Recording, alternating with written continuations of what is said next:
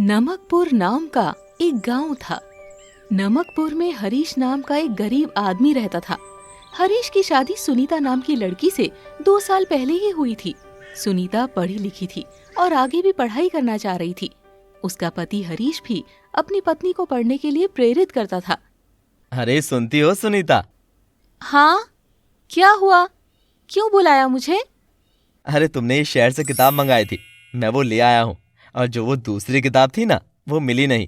1-2 दिन में आ जाएगी, तब वो तुम्हारे लिए ले आऊंगा। अरे कोई बात नहीं, आप मेरा कितना ख्याल रखते हो। वरना आज के समय में लोग तो लड़कियों और बहुओं को तो पढ़ने नहीं देते, और मेरी पढ़ाई के लिए आप हमेशा मेरे साथ खड़े रहते हो। आप दुनिया के सबसे अच्छे हस्बैंड हो। अरे भाग्यवान, मुझे अपना हस्बैंड मत बनाओ, मुझे तो बस अपना पति ही रहने दो, समझी? दोनों एक दूसरे की बातों पर हंसते हैं और हंसी खुशी शाम का खाना खाते हैं। हरीश शहर में मेहनत मजदूरी का काम किया करता था। उसका सपना था कि वो नहीं पढ़ सका तो उसकी पत्नी को जरूर पढ़ना चाहिए, इसीलिए वो अपनी पत्नी को पढ़ाने के मामले में हमेशा उसका सपोर्ट करता था। सुनीता भी राजेश के सपने को साकार करने में कोई कसर नहीं छोड़ रही थी। एक दिन की बात है, सुनीता ने हरीश से कहा, मैं आपसे कुछ कहना चाहती हूँ। हाँ कहो ना, शांत क्यों हो गई? मैं सोच रही थी कि मैं जो घर में रहकर पढ़ाई करती हूँ वो मेरे लिए पर्याप्त नहीं है।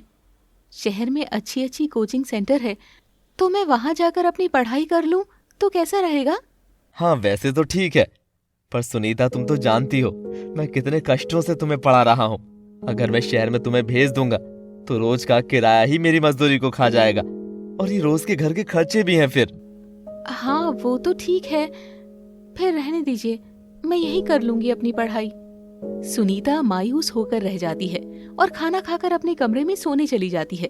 हरीश समझ चुका था कि सुनीता चिंता में है।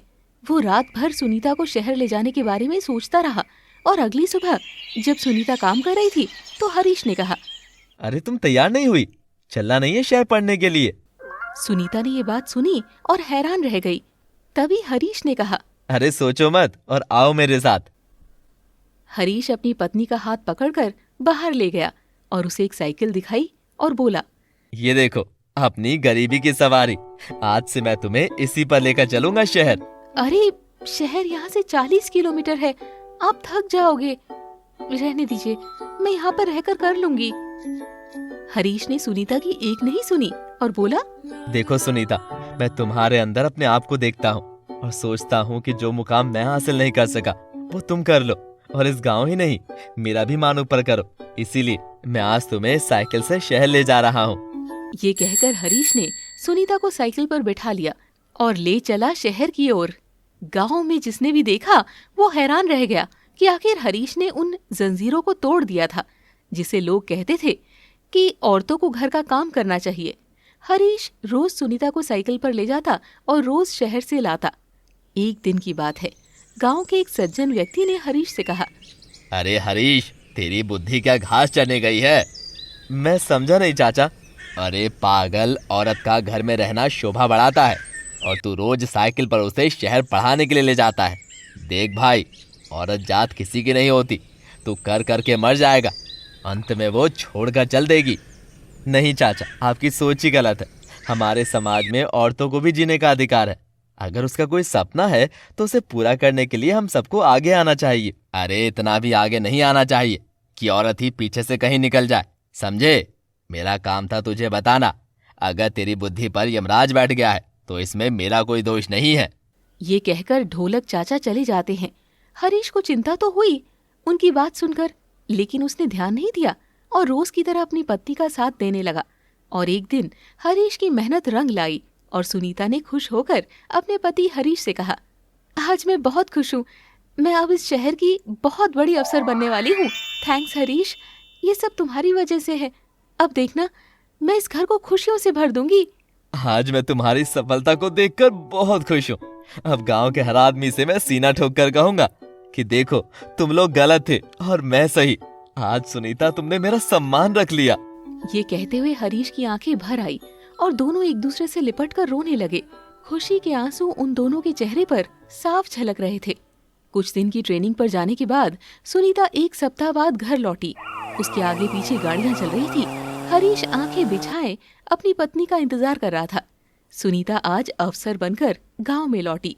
सभी गांव वाले हरीश की तारीफ कर रहे थे। लेकिन ये खुशियां ज्यादा दिन नहीं चली। सुनीता बहुत बड़ी अफसर थी और राजेश एक मजदूर। वो फटे पुराने कपड़ों में जब सुनीता के ऑफिस जाता तो सुनीता को बहुत गुस्सा आता। एक दिन सुनीता से रहा नहीं गया तो उसने हरीश से कहा, देखो हरीश, मैं इस जिले की बहुत बड़ी अफसर हूँ, कम से कम इस बात का ख्याल रखा करो। अरे सुनीता, पर हुआ क्या? हुआ क्या? ये कपड़े तुमने कैसे पहने? अरे सुनीता, ये तो वही कपड़े हैं जिन्हें पहनकर मैं तुम्हें शहर साइकिल पर लाया करता था। इन्हीं कपड़ों की वजह से तो तुम्हारे कपड़े चमक रहे हैं। हाँ हाँ, वो बात अलग थी। देखो, जब भी मेरे ऑफिस आया करो तो ऐसे कपड़े पहनकर मत आया करो, समझे? और ये लोगों के सामने मुझे पत्नी मत बोला करो, मैडम कहकर बुलाया करो। हरीश कुछ समझ नहीं पा रहा था कि वो अपनी पत्नी से बात कर रहा है या वाकई जिले के अफसर से। वो सर झुकाकर अपने घर चला आता है और रात में खाने पर अपनी पत्नी के इंतजार में बैठ जाता है। लेकिन सुनीता एक अफसर बन गई थी। उसे हरीश का ख्याल नहीं रहा और अपने रंग में रंग गई। हरीश रोज अपनी सुनीता का इंतजार देखता, लेकिन सुनीता का कुछ अता पता नहीं रहता। एक दिन ढोलक चाचा ने हरीश को अकेला देख लिया और बोले, अरे हरीश, अकेले? अफसर बहू कहाँ है? चाचा, वो तो काम से आई नहीं है। अरे पागल, तू अभी भी नहीं समझा? वो एक अफसर में बदल चुकी है। उसे बहुत काम है।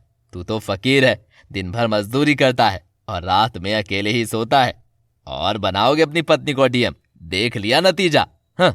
हरीश को ढोलक चाचा की बात समझ में आ जाती है और वो सीधे सुनीता के पास जाता है, जहाँ सुनीता मीटिंग में बिजी थी। हरीश अनपढ़ था।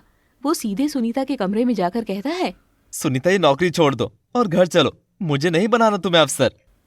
तुम्हें अंदर किसने आने दिया? जानते नहीं यहाँ मीटिंग चल रही है। मैं कहती हूँ दफा हो जाओ यहाँ से। क्या कहा तुमने? मैं दफा हो जाऊं? अरे मैंने तुम्हें यहाँ तक पहुँचाया है, भूल गई तुम? अरे यहाँ तक तुमने नहीं, बल्कि मैं अपनी काबिलियत से पहुंची हूँ। अगर तुमने मुझे पहुंचाया है तो खुद क्यों नहीं पहुंच जाते यहाँ? देखो, अब यहाँ से निकल जाओ, नहीं तो धक्के मारकर बाहर करा दूंगी। ये कहकर सुनीता हरीश को बाहर कर देती है। हरीश सुनीता के इंतजार में बाहर सीढ़ियों पर बैठ जाता है कि कब सुनीता बाहर आए और वो उससे 2 पल बातें कर सके। लेकिन सुनीता जैसी बाहर आई, उसने हरीश की तरफ देखा नहीं और अपनी कार में बैठकर चली गई। हरीश को सुनीता का ये व्यवहार बहुत खराब लगा। अब वो पछताने लगा कि उसने खुद ही अपने पैर पर कुल्हाड़ी मारी है। वो परेशान होने लगा और अपने घर में अकेले ही जीने लगा। लोग उसे ताने मारते, हंसते, लेकिन हरीश उनकी बातों को नजरअंदाज कर देता। हरीश के सामने से कई बार उसकी पत्नी अपनी कार में बैठकर जाती, लेकिन हरीश को देखती तक नहीं। हरीश ने फैसला कर लिया था कि वो ये सब छोड़कर कहीं दूर चला जाएगा। और एक दिन की बात है, हरीश भूखा प्यासा गांव से पैदल जा रहा था। तभी उसने देखा कि एक गाड़ी में आग लगी हुई है और पेड़ से वो टकराई हुई है। हरीश उस गाड़ी के पास गया तो देखा उसमें उसकी पत्नी सुनीता थी, जो किसी आतंकवाद की घटना के कारण उसकी गाड़ी में आग लग गई थी। पहले तो वो उसकी बिना मदद किए जाने लगा, लेकिन उसे उस दिन की बात याद आ गई जब उसकी पत्नी को ये अफसर की जॉब मिली थी। तब उसने हरीश को गले लगाया था। उसने अपनी पत्नी को उस जलती गाड़ी से बाहर निकाला और खुद उसका चेहरा आग में झुलस गया। अपनी जान की परवाह न करते हुए उसने अपनी पत्नी की जान बचा ली, लेकिन अपने आधे चेहरे को वो खराब कर चुका था। डॉक्टरों ने दोनों का इलाज किया। उसकी पत्नी ने डॉक्टर से पूछा, डॉक्टर, मुझे यहाँ कौन लाया? किसने मेरी जान बचाई? पता नहीं मैडम, एक फरिश्ता था जिसने आपको अपनी जान पर खेलकर आपकी जान बचाई। पर अफसोस, उस आदमी का आधा चेहरा जल चुका है। देखा डॉक्टर, किसी ने सच कहा है कि गैर अपने हो जाते हैं, लेकिन कभी अपने अपने नहीं होते। मैं एक बार उस आदमी से मिलना चाहती हूँ जिसने मेरी जान बचाई है। हाँ, क्यों नहीं, वो आदमी उस कमरे में है, आप जाकर मिल सकती हैं। सुनीता उठकर उसे देखने गई तो उसे देखते ही उसके पैरों से जमीन खिसक गई। सामने उसका वही गरीब पति था जिसने हर कदम पर उसका साथ निभाया था, और आज भी उसने अपनी पत्नी की मदद की और खुद के चेहरे को भी बिगाड़ लिया था। दोनों ने जब एक दूसरे को देखा तो सुनीता की आंखें बाहर आई और वो शर्मिंदा होने लगी। तब उसके पति ने कहा, सुनीता, अब तो मेरा चेहरा भी जल चुका है। अब मैं तुम्हारे और भी काबिल नहीं रहा। मैं जा रहा हूँ यहाँ से बहुत दूर, कभी तुम्हारे सामने नहीं आऊंगा। सुनीता भागकर उसके पैरों में गिर पड़ी और बोली, मुझे माफ कर दीजिए, मैंने आपके प्यार को भुला दिया। तुमने ही मुझे बनाया है। आज मैं अपने किए पर बड़ी शर्मिंदा हूँ।